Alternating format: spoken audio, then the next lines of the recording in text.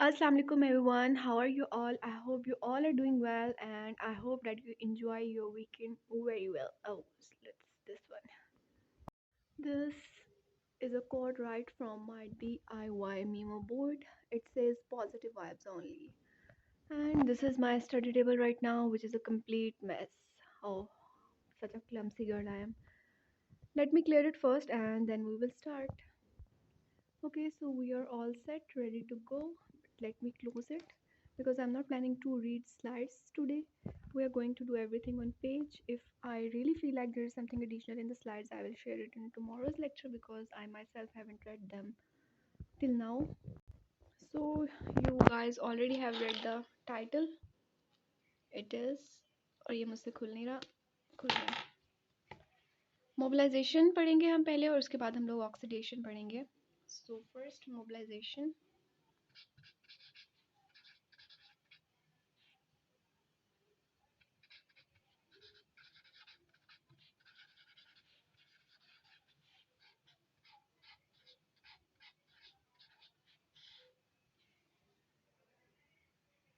It's not a good writing day लेकिन चलेगा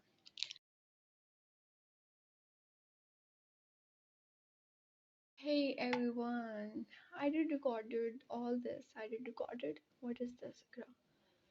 I did record all this, but I don't know what just happened and I stopped recording. I don't know, but I just didn't feel like doing it. So I know I have to. Oh, by the way, I have both of my hands free now. I put the mobile on that tuta puta jugaru tripod that I showed you on my stories the other day.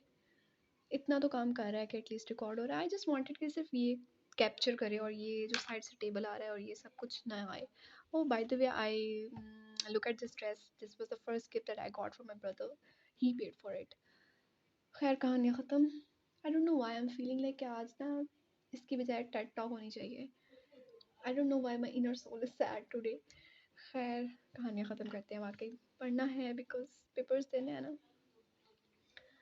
तो I have told the topic होता क्या है कि three four fuel molecules हैं जिनसे हम लोग energy लेते हैं the first one is carbohydrate which is a immediate source of energy and the number two is fats which is not primary source of energy but we get energy from it in a longer term like if you don't have a glucose if you are not consuming carbohydrates and fasting or a starve condition you have this option for this option as a source of energy and then we have proteins. Proteins are source of energy for the people who solely depends upon protein like they are not getting energy from carbohydrates or fats due to some reasons. Okay, fat metabolism होता कहाँ पे है it happens in adipose tissue में adipose tissue में भी adipocytes के अंदर होता है adipocytes are basically ये TAG का स्टोर हाउस है ट्राइसाइक्लिसराइड्स का स्टोर हाउस है adipocytes और यही स्टोरेज लिपिड्स जो हैं यही ब्रेक डाउन होते हैं और हमें एनर्जी देते हैं ठीक है तो एडिपोसाइट्स के साइटोसोल में I made this adipose tissue को हम सेलुलर लेवल पे एडिपोज टिश्यू को सेलुलर लेवल पे हम एडिपोसाइट कहते हैं ठीक है now just suppose that this is a whole tissue and this is a one cell obviously बहुत सारे सेल्स के साथ मिलके टिश्यू बनता है लेकिन I am just assuming one cell here this is a adipocyte और इस एडिपोसाइट के साइटोसोल के अंदर ये सारा ब्रेक डाउन हो रहा होता है ठीक है और ये लिपिड से हम फैट से एनर्जी कब लेते हैं जब हमारे पास कार्बोहाइड्रेट जो कि प्राइमरी सोर्स ऑफ एनर्जी है वो अवेलेबल नहीं होता इट में हैपन कि हम लोग स्टार्व हैं फास्टिंग कंडीशन में हैं जिसकी वजह से ब्लड ग्लूकोज लेवल लो हो जाता है ब्लड ग्लूकोज का लेवल लो होगा तब हम फैट्स को as a source of energy use करेंगे ठीक है ब्लड ग्लूकोज लेवल लो होने पे ये चीज़ ट्रिगर करेगी मैनी हार्मोन्स एंड मॉलिक्यूल्स और इनको रिलीज़ कराएगी क्यों रिलीज़ करवाएगी ताकि ये ग्लूकोज लेवल वापस नॉर्मल हो सके because you know the glucose is the primary source of energy you need it to get ATP and you need ATP and which is energy currency you need ATP to survive to work if you don't have energy like I have right now I don't have right now you just can't quit living you have to survive I am telling you, I need to do a TED talk. खैर, अ, जब blood glucose level कम हो जाता है तो आप, ऐसा नहीं हो सकता कि you just can't quit living. आपको कुछ ना कुछ आपकी बॉडी में बाय डिफ़ॉल्ट ऐसे सिस्टम है कि वो ब्लड ग्लूकोज लेवल को वापस नॉर्मल लेकर आता है, ताकि आपका जो प्राइमरी सोर्स ऑफ एटीपी है वो आपको एनर्जी देता रहे।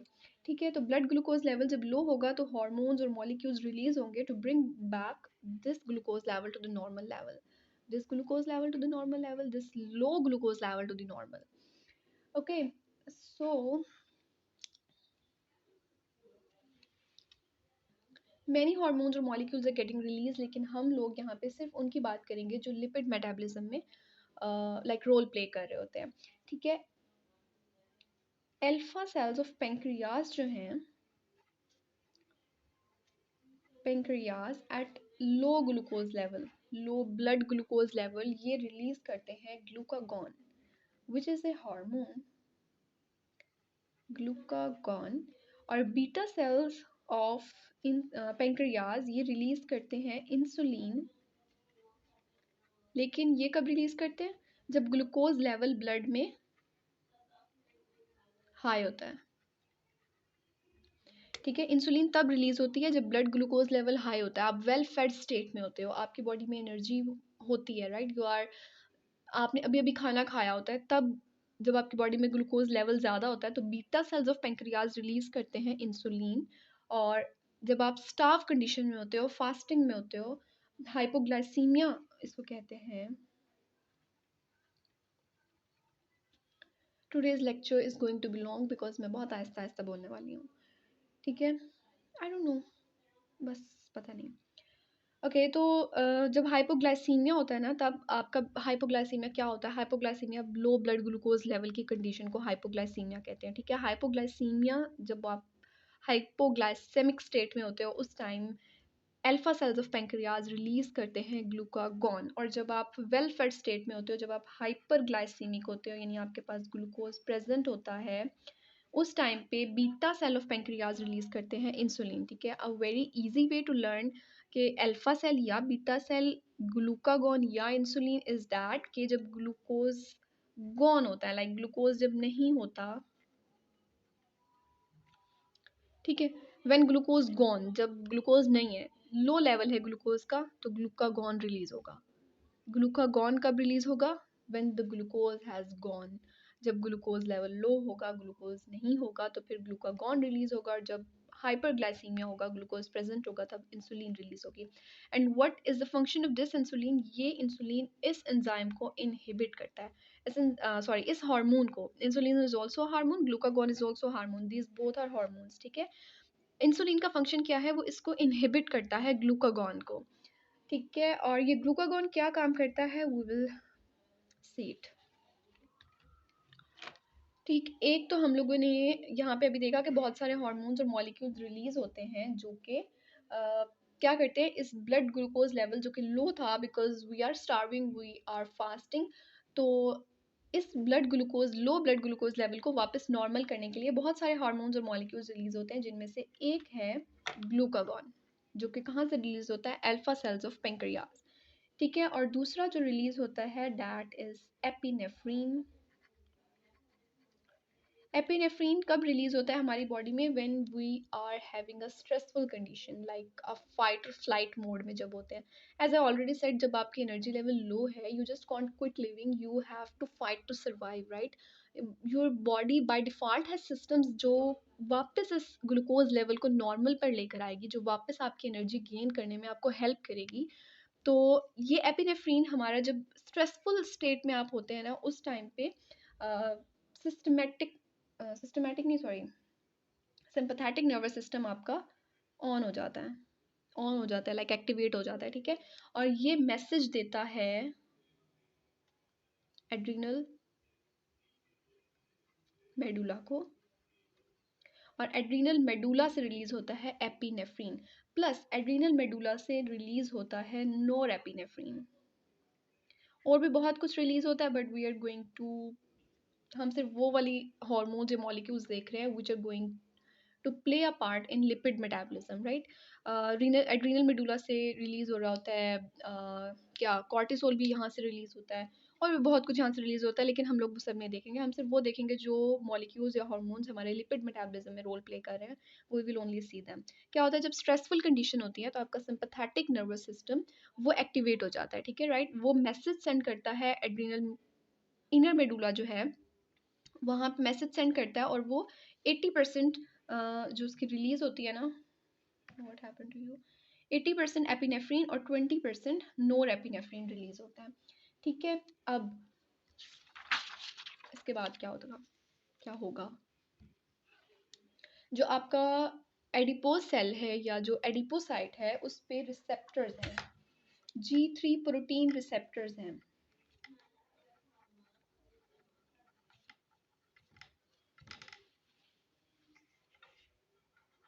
ठीक है।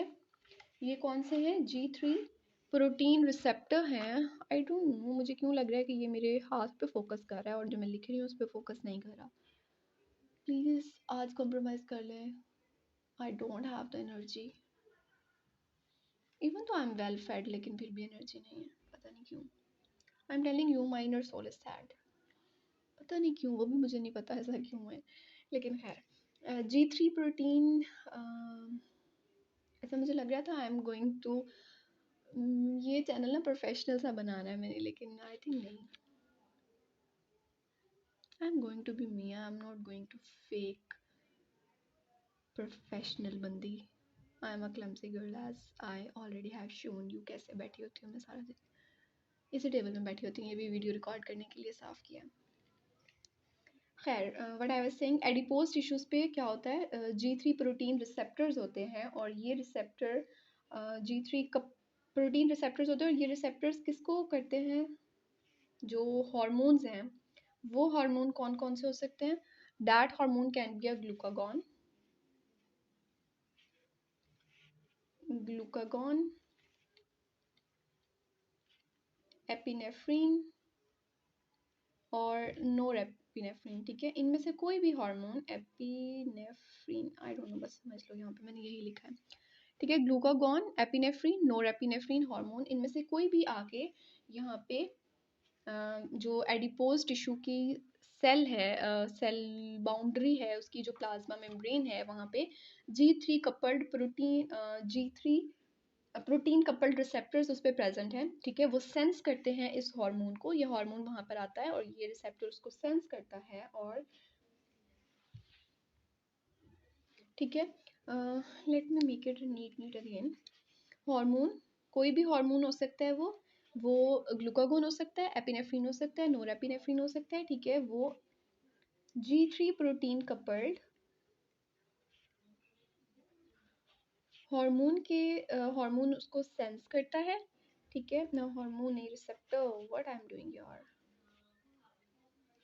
ठीक है। और ये जो G3 प्रोटीन है, इसने हार्मोन के साथ ये बाइंड कंबाइन हुई, और ये आगे फर्दर कंबाइन हो रही है GTP के साथ, कंबाइन विथ GTP, ठीक है। और ये GTP को एक्टिवेट कर देती है, दिस हार्मोन, इस हार्मोन को इस रिसेप्टर ने सेंस किया और कंबाइन कर दिया GTP के साथ, इस कम्बिनेशन ने एक्टिवेट कर दिया GTP को, ठीक है। अब जब ये एक्टिवेट हो गई हैं तो ये फर्दर एक एंजाइम को एक्टिवेट करेंगी जो कि सेल मेम्ब्रेन में प्रेजेंट है, सेल मेम्ब्रेन ऑफ एडिपोसाइट, ठीक है। एडिपोसाइट के सेल मेम्ब्रेन में प्रेजेंट है, और ये एंजाइम कंबाइन होगा ATP के साथ, combine with, I will revise it, अभी साथ साथ समझो, ठीक है। कंबाइन विद ATP, और ये ATP को कन्वर्ट कर देगा साइक्लिक AMP में, ठीक है। इस साइक्लिक AMP ने एक्टिवेट करना है एक और एंजाइम को, जो कि है फोस्फोकाइनेज PK, जिसको हम कहते हैं, ठीक है। और हम लोगों ने फॉस्फोकाइनेज के बारे में ये पढ़ा था कि फॉस्फोकाइनेज अगर, like, this enzyme is love to phosphorylate, जैसे हमने क्या पढ़ा था, फोस्फोकाइनेज हेक्सोज के साथ पढ़ा था, वो हेक्सोस के साथ hexophosphokinase, no I am not remembering the name. Phosphokinase, क्या नाम था उसका? loves to phosphorylate, फोस्फोकाइने काइने हेक्सेस पता नहीं। जो हेक्सोस के साथ, जिसने जब हम ग्लाइकोलाइसिस पढ़ रहे थे तो वो हेक्सोस के साथ ग्लूकोज 6 फॉस्फेट बना रहा था, लाइक ग्लूकोज के साथ उसने ग्लूकोज की फॉस्फोराइलेशन की थी, उसके साथ फॉस्फेट लगा दिया था, हेक्सोकाइनेज। ओह माय गॉड, अब पता नहीं मैं क्यों ये नाम भूल गई। हेक्सोकाइनेज जो एंजाइम है उसने हमने वो हेक्सोस के साथ लगा हुआ था, तो उसने यानी उस हेक्सोस के साथ फॉस्फेट लगा दिया था। ठीक है, काइनेज एंजाइम जिसके भी साथ लगेगा वो उसको फॉस्फोराइलेट कर देगा, इट लव्स टू फॉस्फोराइलेट। ठीक है, अब इस एंजाइम ने साइक्लिक एएमपी ने एक्टिवेट किया पीकेए को। ठीक है, अब यहाँ पे व्हाई आई डिडंट ड्रॉ, अच्छा, सेल मेम्ब्रेन पे ही एक प्रोटीन है, एक मॉलिक्यूल है, it's I don't know if it is a protein और व्हाट। ठीक है, पेरिप्लिन। इस पेरिप्लिन को फॉस्फो इस ये पेरिप्लिन आगे फर्दर अटैच हुआ हुआ है एक और मॉलिक्यूल के साथ विच इज CGI। ठीक है, अब इस PKA ने इस पेरिप्लिन को फॉस्फोराइलेट कर दिया।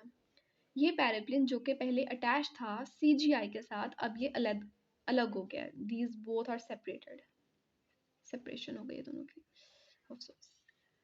खैर, अब ये दोनों सेपरेट हो गए हैं, तो जो CGI है, if is it making sense, I think I should draw it. CGI जो है वो जाएगा लाइपेज के पास। अब लाइपेज कहाँ है ये मैं कैसे बताऊंगी आपको? Okay, I am going to draw it बहुत क्विकली, सिर्फ 3 सेकेंड, वीडियो स्किप मत करना, ओके?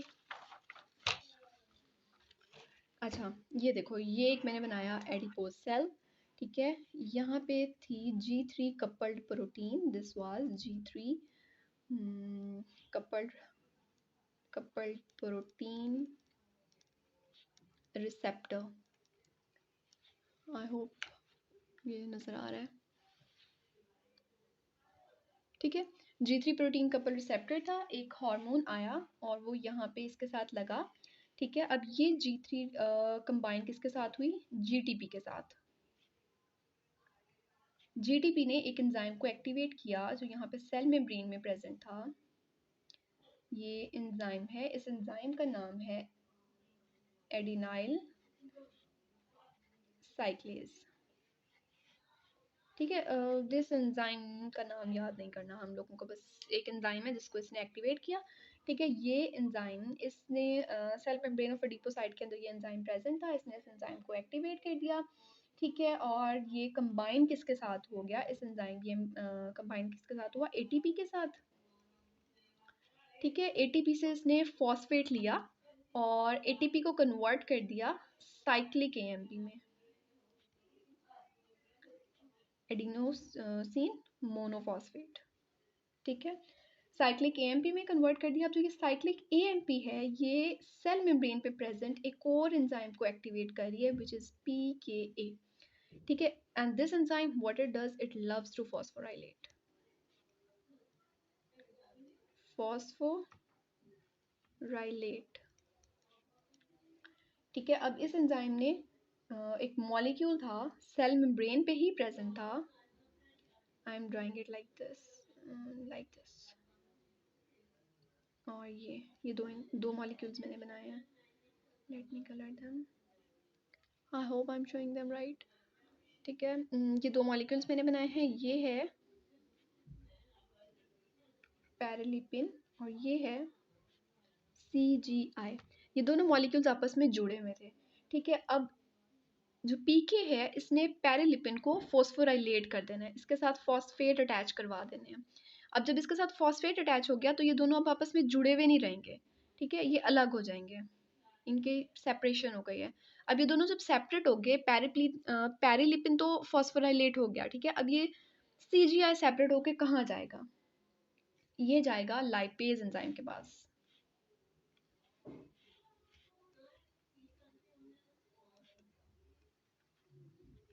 ठीक है, ये किसके पास आ गया? CGI किसके पास आ गया? लाइपेज एंजाइम के पास आ गया। अब लाइपेज एंजाइम ने क्या करना है, जो ये ट्राइसाइल ग्लिसरॉल इसके पास एडिपोसाइट के अंदर स्टोर हुआ था, ये लाइपेज एंजाइम्स, यहाँ पे 3 लाइपेज एंजाइम्स हैं, ठीक है। ये 3 लाइपेज एंजाइम्स के पास जाएगा, एक को एक्टिवेट करेगा, ये टूट जाएगा, फिर ये CGI दूसरे के पास जाएगा, यहाँ से दोबारा टूट जाएगा, फिर ये तीसरे एंजाइम के पास जाएगा और ये यहाँ से दोबारा टूट जाएगा। तो एक एक करके हमें 3 फैटी एसिड्स मिलेंगे प्लस हमें एक ग्लिसरॉल मिलेगा, ठीक है। We know the fatty acid composition, 1 glycerol and 3 fatty acids, इसके साथ मिलके क्या बनता होता था? TAG बनता होता था, ट्राइसाइड ग्लिसराइड बनता था। एक ग्लिसरॉल और 3 फैटी एसिड, ग्लिसरॉल बैकबोन के साथ 3 फैटी एसिड चेन जुड़ी होती थी और ये ट्राइसाइड ग्लिसरॉल बनता था। So okay, let me revise it again. जब हाइपोग्लाइसीमिक कंडीशन होगी, ग्लूकोज लेवल ब्लड में लो होगा, तो बेसिकली जो लिपिड मेटाबॉलिज्म में रोल प्ले कर रहे हैं वो 3 तरह के हार्मोन्स हैं, एक ग्लूकागॉन है और एक एपिनेफ्रीन है, एक नोर एपिनेफ्रीन है, ठीक है। इन तीनों में से कोई भी हार्मोन आके एडिपोसाइट जो कि स्टोर हाउस है लिपिड्स का, फैट्स का, उनकी सेल मेम्ब्रेन पे प्रेजेंट जी थ्री प्रोटीन कपल्ड रिसेप्टर के साथ अटैच होगा और ये कंबाइन करेगा GTP के साथ। GTP एक एंजाइम को एक्टिवेट करेगी जिसका नाम एडेनाइल साइक्लेज है। We don't need to remember this name, बस एक एंजाइम को इसने एक्टिवेट किया और इस एंजाइम ने कंबाइन किया ATP के साथ। ATP के साथ कंबाइन करके इसने ATP को साइक्लिक AMP में कन्वर्ट कर दिया और क्या बना? साइक्लिक AMP जो है इसने फर्दर एक्टिवेट करना है एक और एंजाइम को, which is PKA। What is its function? It loves to phosphorylate, ठीक है। और PKA ने क्या किया? फॉस्फोराइलेट किया पेरिलिपिन को, ठीक है। पेरिलिपिन एक मॉलिक्यूल है जो कि सेल मेम्ब्रेन के साथ ही सेल मेम्ब्रेन में एम्बेडेड है और पेरिलिपिन और CGI दोनों आपस में एसोसिएट हैं, ठीक है। इसने क्या करना है? इसको फॉस्फोराइलेट करना है जिसकी वजह से इन दोनों में सेपरेशन हो जाएगी, ये डिसोसिएट हो जाएंगे और जो CGI है वो फर्दर जाएगा, लाइपेज एंजाइम्स जो हैं इसी सेल मेम्ब्रेन में एम्बेडेड हैं, ये उनको एक्टिवेट करेगा और हर लाइपेज एंजाइम, एक लाइपेज एंजाइम एक्टिवेट होगा वो जाके इस पे अटैक करेगा, एक फैटी एसिड अलग हो जाएगा, 2 फैटी एसिड और ग्लिसरॉल बच जाएगा। फिर ये CGI दूसरे लाइपेज एंजाइम के पास जाएगा, उसको एक्टिवेट करेगा, वो एक और फैटी एसिड को यहाँ से तोड़ देगा, एक फैटी एसिड और ग्लिसरॉल बन जाएगा। फिर ये CGI तीसरे एंजाइम के पास जाएगा, लाइपेज एंजाइम के पास, उसको एक्टिवेट करेगा, वो एंजाइम आएगा और इस फैटी एसिड को भी अलग कर देगा ग्लिसरॉल के साथ। तो हमें इस सारे प्रोसेस से हमें जो प्रोडक्ट मिलेगा वो है 1 ग्लिसरॉल एंड 3 फैटी एसिड्स, ठीक है। अब जो ये है ग्लिसरॉल है, ये ब्लड में डिजोल्व हो जाता है, सॉल्युबल है ब्लड में, ठीक है। ये तो ब्लड में लाइक सॉल्युबल है, यहाँ से ये डिजोल्व होगा ब्लड में और यहाँ ये बाहर निकल जाएगा, ठीक है। इसने आगे कहाँ जाना है वो हम लोग बाद में पढ़ते हैं, ठीक है। जो ये फैटी एसिड है ना, these are not soluble in blood, हम लोगों ने ये these are not soluble in aqueous media, हम लोग ये देख चुके हैं। ये हाइड्रोफोबिक लॉन्ग चेन है, नॉन पोलर है और डिज़ोल्व नहीं होते ये, इसी वजह से ये लिपिड मेम्ब्रेन बनाते हैं, ये सेपरेटर्स के तौर पे एक्ट करते हैं, ये परमिएबिलिटी, इनकी फ्लेक्सिबिलिटी, वट जो भी हमने करेक्टरिस्टिक्स फैटी एसिड्स की पढ़ी थी, ठीक है। इट इज़ बिकॉज कि ये डिज़ोल्व नहीं होते। जो मेन करेक्टरिस्टिक हर लिपिड की है ना, वो ये कि ये डिज़ोल्व नहीं हो रहे, इसी वजह से तो यार ये मेम्ब्रेन के तौर पे एक्ट कर रहे हैं, इसी वजह से तो ये सेपरेटर्स के तौर पे एक्ट कर रहे हैं। तो इन्होंने डिज़ोल्व नहीं होना, इनको इस सेल से बाहर निकाल के ब्लड स्ट्रीम में शामिल करने के लिए हमें एक प्रोटीन की ज़रूरत है, which is albumin protein. Albumin protein, ठीक है। ये एल्बुमिन यहीं पे इसके इंतज़ार में खड़ी है कि फैटी एसिड्स आएँ और मैं उनको अपने साथ अटैच करूँ। एज अ ट्रांसपोर्टर प्रोटीन ये एक्ट करती है, ठीक है। तो इस प्रोटीन के साथ ये आके अटैच होगा और एक एल्बुमिन के साथ 10 फैटी एसिड्स अटैच हो सकते हैं, ठीक है। अब ये एल्बुमिन मॉलिक्यूल है, ये इसके साथ अटैच होगा और ये इसको बाहर निकाल लेगा, लाइक ब्लड स्ट्रीम में शामिल कर देगा। उसके बाद ये आगे कहाँ जाएंगे? अब ये फैटी एसिड्स जो हैं एल्बुमिन के साथ अटैच हुए थे या whatever, these are the free fatty acids, ठीक है। अब ये फैटी एसिड्स यूज़ कर सकता है हमारा हार्ट, यूज़ कर सकता है किडनी, यूज़ कर सकती है, plus muscles love to use fatty acids as a source of energy in the absence of glucose, ठीक है। ग्लूकोज जब हमारे पास प्रेजेंट है ना, तो वो पहले मसल्स के पास जाता है, ठीक है। और इंसुलिन की प्रेजेंस में वहाँ पे गेट जो है वो ओपन होता है और ग्लूकोज अंदर होता है, वो ग्लूकोज 6 फॉस्फेट में कन्वर्ट होता है, फिर उसकी सारी ऑक्सीडेशन होती है, ग्लाइकोलाइसिस, टीसीए साइकिल रन होता है, ईटीसी एंड ऑल दैट, और एंड में हमें एटीपी एज अ प्रोडक्ट मिलती है। But in the absence of what glucose, और in at the low level, जब ब्लड में ग्लूकोज लो लेवल में है तो जो मसल सेल्स हैं हमारे, वो they love to use fatty acid as a source of energy, right. अब जो फैटी एसिड है ना, इनको कौन यूज़ कर सकता है? लाइक एवरी अदर सेल हमारा इसको यूज़ कर सकता है। ये किडनीज के पास जा सकता है, ये हार्ट के पास जा सकता है, हार्ट टिश्यूज इसको मसल्स यूज़ कर सकते हैं, ये मसल्स के पास जा सकता है, वो इसको as a source of energy use कर सकते हैं, ये लीवर में जाता है, वो इसको as a source of energy use करता है। लेकिन जो हमारा ब्रेन है, वो फैटी एसिड को as a source of energy use नहीं कर सकता। ब्रेन का प्राइमरी सोर्स ऑफ एनर्जी क्या है? ग्लूकोज। और सेकेंडरी सोर्स ऑफ एनर्जी क्या है? Ketone bodies. ये फैट्स को, इन फ्री फैटी एसिड्स को directly as a source of energy use नहीं कर सकता, राइट। तो अब क्या होगा? अब ब्रेन ने तो काम करना है, और अगर इवन दो आप वर्क नहीं कर रहे हैं, ठीक है, आप फिर भी स्टिल आपका ग्लूकोज यूज हो रहा होता है। जो ग्लूकोज आपका स्टोर होता है ना, वो किस फॉर्म में? ग्लूकाजन के फॉर्म में स्टोर होता है। Glucagon is a hormone. मैं इस चीज़ में बहुत कंफ्यूज होती थी पहले, अब मुझे शुक्र है आता है। ग्लूकागॉन इज अ हार्मोन, और ग्लाइकोजन जो है वो आपका स्टोर फॉर्म है ग्लूकोज की, ठीक है। ग्लाइकोजन की फॉर्म में ग्लूकोज स्टोर होता है, लेकिन ये ग्लाइकोजन अगर आप कोई भी काम नहीं कर रहे तो मैक्सिमम 16 to 18 आवर्स ये चल सकता है, ठीक है। अगर आप कोई काम नहीं कर रहे, स्टिल आपकी बॉडी एनर्जी यूटिलाइज कर रही होती है। यू आर ब्रीदिंग, आप सोए हुए भी हो, कोई काम नहीं कर रहे हो, स्टिल यू आर ब्रीदिंग, ठीक है। आपका हार्ट तब भी काम कर रहा होता है, आपका लीवर तब भी काम कर रहा होता है, तो आपके ऑर्गन्स तब भी काम कर रहे होते हैं, even though you are physically not working, लेकिन इंटरनली आपके ऑर्गन्स काम कर रहे होते हैं, so you continuously need energy to survive. तो अगर ब्रेन के पास एनर्जी नहीं जा रही, लाइक आपके पास ग्लूकोज तो है ही नहीं, you are starving, you are fasting, glucose आपके पास नहीं है, आप हाइपोग्लाइसेमिक कंडीशन में हो, तो ब्रेन एज अ ग्लूकोज को तो as a source of energy use नहीं कर सकता। और दूसरी बात, जो फ्री फैटी एसिड्स हमें मिले थे, वो इन ये सब तो यूज़ कर रहे हैं, लेकिन ब्रेन इसको यूज़ नहीं कर सकता, उसकी कैपेसिटी नहीं है। अब ब्रेन के पास सेकेंडरी सोर्स ऑफ एनर्जी क्या है? Ketone bodies. और ये कीटोन बॉडीज़ कैसे बनती हैं? We will see them later. लेकिन हम लोग पहले बात करते हैं ग्लिसरॉल की, ठीक है। ये ग्लिसरॉल कहाँ जाता है? फैटी एसिड का तो हमने देखा, ये सब यूज़ करते हैं, और ये फैटी एसिड यूज़ होते हैं, ओके आई एम टेलिंग, ये फैटी एसिड यूज़ होते हैं कीटोन बॉडी बनाने के लिए, लीवर में जाते हैं और फिर लीवर में सारा प्रोसेस होता है और कीटोन बॉडीज़ बनती हैं, ठीक है। और बाकी सब इनको direct as a source of energy use करते हैं। लीवर के पास जो फैटी एसिड जाता है, वहाँ पे कीटोन बॉडीज़ बनती हैं, और वो कीटोन बॉडीज़ ब्रेन यूज़ करता है as a source of energy. अब ये सब तो हो गया। अब जो ग्लिसरॉल यहाँ से फ्री हुआ था, ये कहाँ जाएगा? ये लीवर में जाएगा, ठीक है। और लीवर के अंदर सेवरल प्रोसेसेस रन होंगे, और ये बन जाएगा ग्लूकोज। इस सारे खेल का मकसद क्या था? रीज़न क्या था? ये सब हुआ क्यों था? क्योंकि आपका ब्लड ग्लूकोज लेवल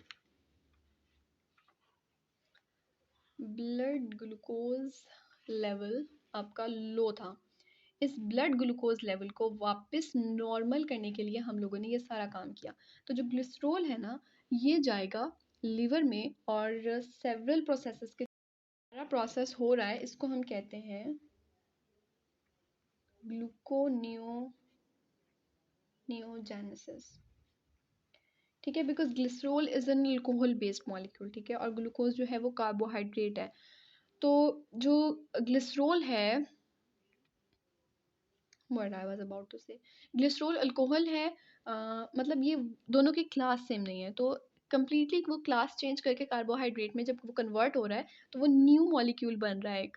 इसलिए हम इस प्रोसेस को क्या कहते हैं? ग्लूकोनियोजेनेसिस। जब हम किससे बना रहे थे, ग्लाइकोजन से ग्लूकोज कन्वर्ट कर रहे थे, तो हम उसको ग्लूकोजेनेसिस कह रहे थे, और जब हम ग्लाइकोजन बना रहे थे तो हम उसको ग्लाइकोजेनेसिस कह रहे थे। लेकिन जब ये ग्लिसरॉल ग्लूकोज में कन्वर्ट होगा, तो हम इसको ग्लूकोनियोजेनेसिस कहेंगे, बिकॉज एक पूरी क्लास कंप्लीटली चेंज हो रही है और वो डिफरेंट क्लास में कन्वर्ट हो रही है, कंप्लीटली डिफरेंट क्लास से न्यू मॉलिक्यूल एक बन रहा है, तो हम उसको क्या कहेंगे, ग्लूकोनियोजेनेसिस।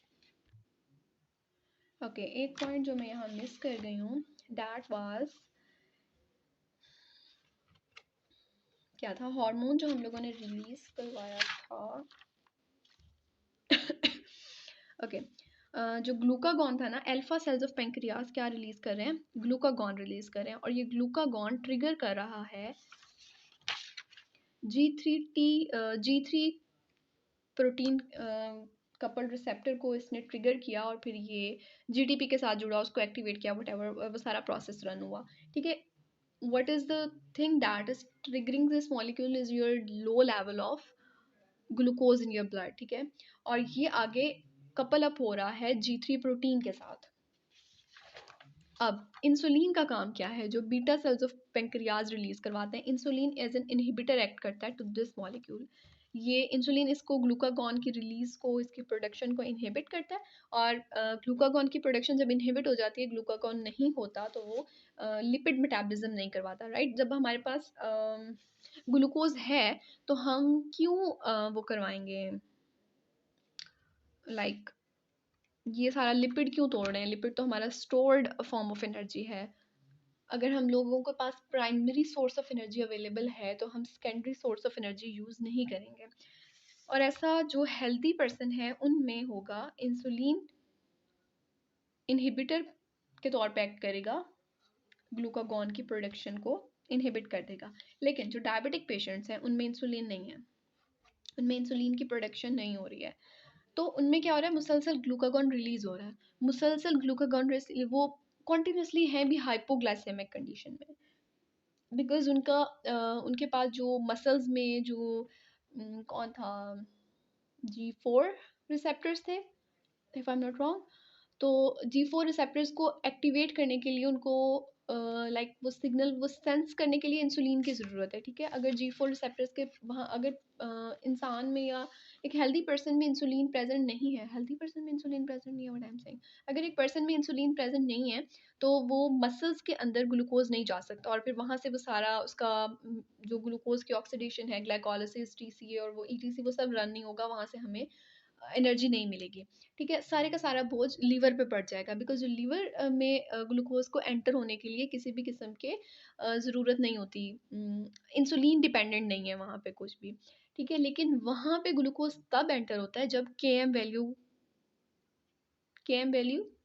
कम होती है, अफिनिटी ज़्यादा हो जाती है। ये के एम वैल्यू वाला चक्कर सारा हम एंजाइम में पढ़ने वाले हैं। ठीक है, जो वहाँ पे एंजाइम जो उसको कर रहा है, क्या कर रहा है, एक्सेस कर रहा है, और यू कैन से सेंस कर रहा है ग्लूकोज की प्रेजेंस को, वो इंसुलिन डिपेंडेंट नहीं है, लेकिन उसके के एम वैल्यू कम होना चाहिए ताकि वो बाइंड कर सके, जो सॉरी यही हेक्सोकाइनेज एंजाइम जो है, हेक्सोकाइनेज की के एम वैल्यू ज़्यादा होनी चाहिए, सॉरी कम होनी चाहिए, ताकि वो ग्लूकोज के साथ बाइंड कर सके और वो ग्लूकोज 6 फॉस्फेट में कन्वर्ट हो सके। लेट मी रिवाइज इट, मैं सारा गलत ना बता दूँ ना, इसलिए ये लीवर का सेल है, जस्ट पोज।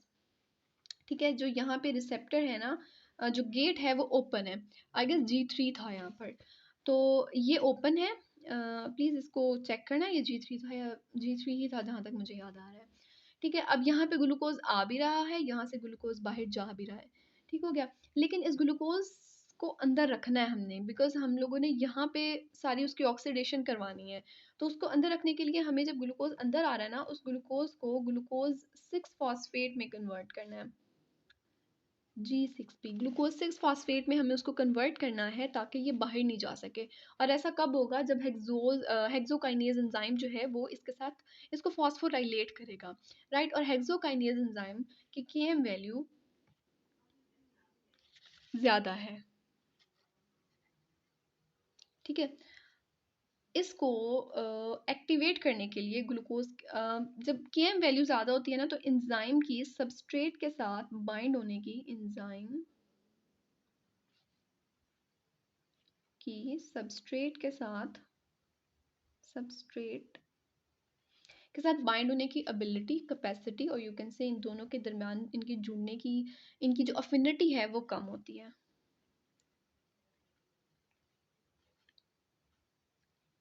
ठीक है, केएम वैल्यू और अफिनिटी ये दोनों आपस में इन्वर्सली प्रोपोर्शनल है, और हेक्सोकाइनेज एंजाइम की केएम वैल्यू बहुत ज़्यादा है। केएम वैल्यू क्या होती है, अभी सिर्फ इसको समझ लो, एंजाइम में हम लोग इसको पढ़ने वाले हैं केएम वैल्यू क्या है। ठीक है, केएम वैल्यू ज़्यादा होगी तो अफिनिटी कम होगी। हेक्सोकाइनेज की केएम वैल्यू ज़्यादा है, इसलिए उस एंजाइम की ग्लूकोज सबस्ट्रेट है, हेक्सोकाइनेज एंजाइम है, इन दोनों की अफिनिटी कम है बिकॉज हेक्सोकाइनेज की केएम वैल्यू ज़्यादा है। ठीक है, अब इस कम अफिनिटी को, इस हाई केएम वैल्यू को ओवरकम करने के लिए हमें ग्लूकोज की बहुत ज़्यादा क्वांटिटी चाहिए, बहुत ज़्यादा अमाउंट चाहिए, ताकि वो ओवरकम कर सके, वो इतना सारा ग्लूकोज हो कि वो कम, इवन तो कम अफिनिटी है लेकिन वो आपस में कंबाइन कर जाए। ठीक है, इतने ज़्यादा चांसेस हैं उनके आपस में टकराने के और आपस में जुड़ने के कि केएम वैल्यू ज़्यादा होने के बावजूद वो आपस में कंबाइन हो जाए, कम्प्लेक्स बना लें, सबस्ट्रेट एंजाइम कम्प्लेक्स जो होता है। ठीक है, वो सबस्ट्रेट एंजाइम कम्प्लेक्स बनेगा और फिर प्रोडक्ट बनेगा हमारे पास glucose 6 phosphate. This is only possible जब हमारी केएम वैल्यू ज़्यादा होगी। और जब मैंने बात बतानी थी ना, असल में मैं वो भूल गई हूँ कि ये सारी कहानी किस लिए सुनाई थी। क्या होना था, अच्छा फिर सारा बोझ में कहती है कि लीवर पे पड़ जाता है, बिकॉज अब लीवर को इसकी सारी ऑक्सीडेशन करनी है, क्योंकि मसल सेल्स तो कोई काम नहीं कर रहे ना। मसल सेल्स में तो मसल सेल जो है वो इंसुलिन डिपेंडेंट है ग्लूकोज को अंदर ले जाने के लिए और फिर सेल के अंदर लेकर जाने के लिए और सारी उसकी ऑक्सीडेशन करने के लिए वो इंसुलिन डिपेंडेंट है, लेकिन लीवर सेल इंसुलिन डिपेंडेंट नहीं है। ठीक है, लिवर सेल में ग्लूकोज आ भी रहा है, जा भी रहा है, उसका जो एंजाइम है हेक्सोकाइनेज, उसकी केएम वैल्यू ज़्यादा है, वहाँ पे हमें ग्लूकोज की बहुत ज़्यादा क्वांटिटी चाहिए ताकि वो हो सके, कंबाइन हो जाए, बाइंड हो जाए और वो ग्लूकोज 6 फॉस्फेट में कन्वर्ट हो जाए ताकि फिर वो बाहर नहीं निकल सके। और इस सब को जोड़ना मैंने किस चीज़ से था, मुझे याद नहीं आ रहा। इन लोगों में इंसुलिन नहीं है तो इनका लीवर, जो डायबिटिक पेशेंट्स हैं उनमें इंसुलिन नहीं है तो उनका मसल सेल में ग्लूकोज नहीं जा रहा, सारा का सारा उनका बोझ लीवर पे है। और क्या बताना था मैंने,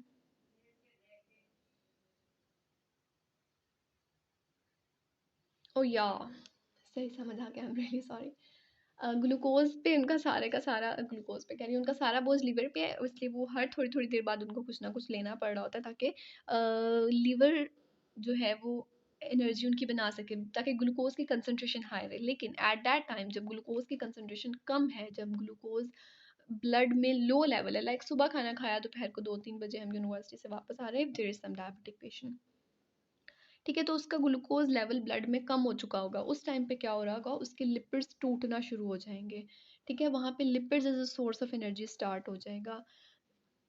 और इसमें दूसरा जो ये है, व्हाट इज दिस, जो डायबिटिक पेशेंट है इसमें ये नॉर्मल पर्सन के निस्बत ज़्यादा जल्दी लिपिड टूटेंगे, बिकॉज उनका ग्लूकोज सारे का सारा तकरीबन कंज्यूम हो गया लीवर के अंदर, because liver need a high concentration of glucose उसको ऑक्सीडाइज करने के लिए। जो मसल सेल है उसमें तो थोड़ा सा भी ग्लूकोज, एक मॉलिक्यूल ग्लूकोज का जा रहा है वो उसको भी ऑक्सीडाइज कर रहा है, राइट। लेकिन लीवर में अगर ग्लूकोज ने ऑक्सीडाइज होना है तो उसको बहुत ज़्यादा कंसनट्रेशन में वहाँ पे प्रेजेंट होना पड़ेगा, तो वो सारे का सारा कंज्यूम हो रहा है, उनका ग्लूकोज बहुत जल्दी कंज्यूम हो जाता है as compare to a normal person, और फिर उनके लिपिड्स टूटना शुरू हो जाते हैं to give them energy, to give them the strength to survive और टू वर्क। ठीक है, ये सब था। आई डू होप मैंने कुछ भी मिस नहीं किया, और the lecture has gone insanely long, तो we will do oxidation tomorrow in the next video. अल्लाह हाफिज़, और लाइक करना, कमेंट करना, शेयर करना, because I was really not feeling like पता नहीं क्या, लेकिन I still recorded this video, तो लाइक बनता है प्लीज़, कमेंट भी बनता है। ठीक है, अल्लाह हाफिज़।